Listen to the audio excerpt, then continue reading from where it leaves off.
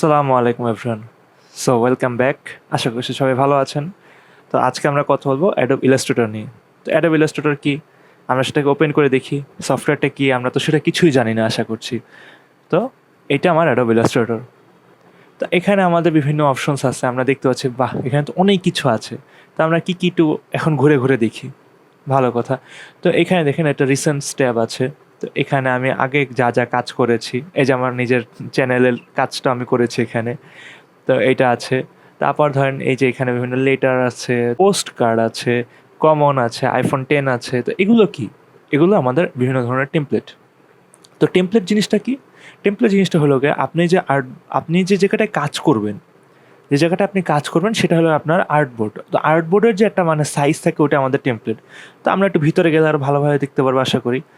তো আমি এখান থেকে একটা নিউ ফাইল চাপ দিলাম। দেখতে পাচ্ছেন সবাই নিউ ফাইল এখানে আছে। তো এখানে দেখেন বিভিন্ন রিসেন্ট অপশনস আছে। তারপরে দেখেন রিসেন্টে কমন লেখা আছে, তারপর কাস্টম লেখা আছে, তারপর লেটার লেখা আছে, তারপর আইম্যাক লেখা আছে। বাহ, অনেক ধরনের জিনিসপত্র। তা আমরা দেখি মোবাইলে কী কী আছে। মোবাইলে আবার আইফোন 10 আছে, আইফোন 6 আছে। এগুলো কি? এগুলো আমাদের টেমপ্লেট। টেমপ্লেটটা কি? একটু আগে আমি বললাম যে একটা আমাদের আর্টবোর্ডের সাইজটা যে আসবে সেটা। তো আমরা শুরু করলাম কমন দিয়ে। তো আমাদের কমনে কী কী দেওয়া আছে? উইড এত দেওয়া আছে, হাইট এত দেওয়া আছে। আর এটা কি ভার্টিক্যাল হবে না পোর্ট্রেট হবে, এটা আমাদের এখানে আর কি বর্ণনা করা আছে। তো আমরা চাচ্ছি কি পোর্ট্রেট নিতে, সরি ভার্টিক্যাল নিতে। আমরা ভার্টিক্যাল নিচ্ছি। তো আমাদের এখানে কী কী দেওয়া আছে? পোর্ট্রেট দেওয়া আছে এবং ভার্টিক্যাল দেওয়া আছে। তো আমরা ভার্টিক্যালটাই নিলাম। তো আমাদের এখানে আর্টবোর্ড 2টা করতে পারবো, 3টা করতে পারবো। তো বিভিন্ন ধরনের আর্টবোর্ডের সাইজ আমরা নিতে পারবো। তো আমি এখানে ব্লিড অপশনটা ধরলাম না। আমাদের এখানে আমরা উইথ হাইট চেঞ্জ করে বিভিন্ন রকমের কাজ করতে পারি। এখানে আবার কালার মোড আছে। কালার মোড হলো 8GB এবং সিএমওয়াইকে। তো যারা প্রিন্টের কাজ করেন তাদের জন্য সিএমওয়াইকেটা বেটার। আবার যারা 8GBতে কাজ, নর্মাল ওয়েবের জন্য কাজ করবেন তাদের জন্য 8GB বেটার। তো আপনার পছন্দ মতো আপনি জিনিসটা করে নেবেন আশা করছি। আর কি আছে এখানে? রেস্টার ইফেক্টস। রেস্টার ইফেক্টসে কি আপনার স্ক্রিনের যে পিক্সেল পার ইঞ্চ কতটুকু হবে, পিপিআই, সেটা আমাদের এখানে বর্ণনা করা আছে।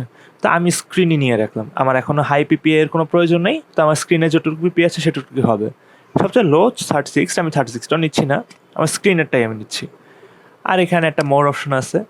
তো আমরা এটা এখন বেশি একটা ঘাটাঘাটি করব না। তো আমি উপরে গিয়ে আমার টাইটেলটা দিলাম মাই ফার্স্ট লেকচার। সো আমি এখানে ক্রিয়েট বাটন চাপ দিলাম। তারা আমার এখানে আমার ফাইল ওপেন হয়ে গিয়েছে। তো এই যে সাদা একটা পার্ট দেখতে পাচ্ছেন, এটি আমাদের টেমপ্লেট বা আমাদের আর্টবোর্ডটা। এটা যেটা আমি এইমাত্র কথা বললাম আপনাদের সাথে। তো এখানে আমরা বিভিন্ন ধরনের কাজ করতে পারি, বিভিন্ন রকমের কাজ আমরা এখানে আনতে পারবো, বানাতে পারবো, বিভিন্ন কিছু করতে পারবো। তো আমি এখানে একটা রেক্ট্যাঙ্গেল, এই দেখেন এখানে একটা রেক্ট্যাঙ্গেল টুল আছে, আমি একটা রেক্ট্যাঙ্গেল টুল নিলাম। তো এখানে আমি একটা কালার দিলাম, সাদা কালার থেকে আমি দিলাম লাল কালার। তো কালারটা লাল হয়ে গেল। আবার এখানে একটা ফিলের কালার আছে, এটা আমরা এখন ফিল নিয়ে চিন্তা ভাবনা করবো না। তো আমরা আসলে রেক্ট্যাঙ্গেলটা নিয়ে আমরা দেখি। তো আমাদের একটা রেক্ট্যাঙ্গেল হয়ে গেল। তো আমাদের তো এখন দেখেন রেক্ট্যাঙ্গেলটা সিলেক্ট হয়ে আছে। আমরা এখন এটাকে তো সিলেক্ট করতে গেলে দেখছি না যে আরেকটা রেক্ট্যাঙ্গেল হয়ে যাচ্ছে। তো আমরা এটাকে কী করবো? আমরা এটা তো এখন এটাকে সিলেক্ট করতে হচ্ছে না, দুটাকে আলাদা সিলেক্টভাবে করতে হচ্ছে। দেখেন আমি যদি আবার ক্লিক করি তাহলে আরেকটা রেক্ট্যাঙ্গেল হয়ে যাচ্ছে। তাহলে তো এটা করতে হবে না, আমাদেরকে জিনিসটাকে সিলেক্ট করতে হবে। তো আমাদের সিলেক্ট করার জন্য একটা অপশন আছে, সিলেকশন টুল। এটা সিলেক্ট করে দেখেন আমরা এই জিনিসটাকে মুভ করতে পারছি। দেখেছেন কত মজার? তো আমরা এখানে আমাদের যে সিলেকশন টুল থেকে আমরা এখানে বিভিন্নভাবে মুভ করতে পারছি। তো আমাদের এই যে একটা সেকশন দেখতে পাচ্ছেন, এইটা আমাদের মেইনলি টুলবার। এইটা যে আমাদের যে পেন্সিলটা যে আমরা যে আঁকবো, আমাদের হাতে যে একটা পেন্সিল থাকবে। তো আমাদের তো ভার্চুয়ালি বা কম্পিউটার আমাদের তো কোনো পেন্সিল নেই। তো আমাদের পেন্সিলের কাজ করবে আমাদের এই টুলবারটা। তারপরে এইখানে দেখেন বিভিন্ন প্রপার্টিজ আছে। তো প্রপার্টিসটা কী করবে? এই দেখেন এইটার একটা প্রপার্টিস আছে, দেখেন এইটা অ্যারেঞ্জ কোথায় যাবে, সামনে আসবে বা পিছনে যাবে, অনেক কিছু আছে। তারপর এটা কোথায় থাকবে, আর্টবোর্ডের মাঝে থাকবে বা শেষে থাকবে, ডানে থাকবে, বামে থাকবে, উপরে থাকবে, এটা আমাদের বিভিন্নভাবে সাজাবে। দেখেন আমি একটু চাপ দিয়ে দেখে এটা দেখছেন মাঝখানে চলে আসলো। আবার আমি যদি চাপ দিই উপরে চলে যাবে। ইন্টারেস্টিং না? আমার কাছেও ইলাস্ট্রেটরটা খুবই বেশি ইন্টারেস্টিং লাগে। তো আমি আজকে এই কারণে আপনাদের কাছে এসেছি শিখাতে এটা। তো এখানে দেখেন আরও বিভিন্ন অপশনস আছে। তো আমরা এখন এটা নিয়ে ঘাটাঘাটি করব না। দেখতে পাচ্ছেন আমার যে লেআউটটা, এটা হয়তো বা আপনাদের থেকে আলাদা। কারণ কি? কারণ এখানে দেখেন এখানে একটা অপশন আছে সুইচ ওয়ার্ক স্পেস। এটা দিয়ে আমাদের কী কাজ করে? এটা যদি আমরা চাপ দিই তাহলে দেখতে পারবেন আমার এখানে এসেনশিয়াল ক্লাসিক্সে টিক মার্ক দেওয়া আছে। এটা কি? এটা হলো আমাদের আর্টবোর্ডের আমাদের যে ইলাস্ট্রেটরটা যে লেআউটে ওপেন হবে সেটা। যদি আমি এখানে এসেনশিয়ালস দিতাম, দেখেন আমাদের লেআউটটা চেঞ্জ হয়ে গিয়েছে। আমি যদি আবার দিতাম ধরেন টাইপোগ্রাফি দিলে আমাদের লেটারটা চেঞ্জ হয়ে গেছে। কতটা ইন্টারেস্টিং। তো আমি মেনলি কাজ করছি বেশিরভাগ সময় এসেনশিয়াল ক্লাসিক নিয়ে, তো আমি এখানেই দিয়ে রাখি বেশিরভাগ সময়। তো আপনারা আপনাদের পছন্দ মতো আপনাদের যা ভালো লাগে সেটা করে নিতে পারবেন। আর আপনারা ধরেন এখান থেকে এই যে দেখতে পাচ্ছেন এখানে বিভিন্ন অপশনস দেখা যাচ্ছে, আপনি ধরেন এখান থেকে ধরে ভুলে সরাই ফেললেন, এটা আপনি ক্লোজ করে দিলেন। এখন আপনার টুলবারটা কোথায় গেল? টুলবারটা তো চলে গেল। তো আপনি কি করতে পারেন, এখানে এসে রিসেট এসেনশিয়াল ক্লাসিক, আমি আবার দেখাচ্ছি। আপনি ধরেন এখান থেকে টুলবারটা নিয়ে এখানে ফালায় রাখলেন, ভুলে সরাই ফেললেন। আর তার থেকে বড় খারাপ কাজ করলেন কি, আপনি এখানে কেটে দিলেন এটাকে, আপনার তো এখন টুলবারটাই নেই। হ্যাঁ, আপনি কীভাবে কাজ করবেন?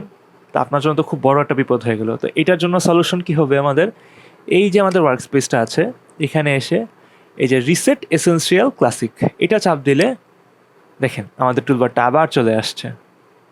অনেকেরই অনেক সময় এরকম ভুল হয়, তো আমরা আসলে এটাকে রিসেট করে নিতে পারি, বেশি কিছুই না।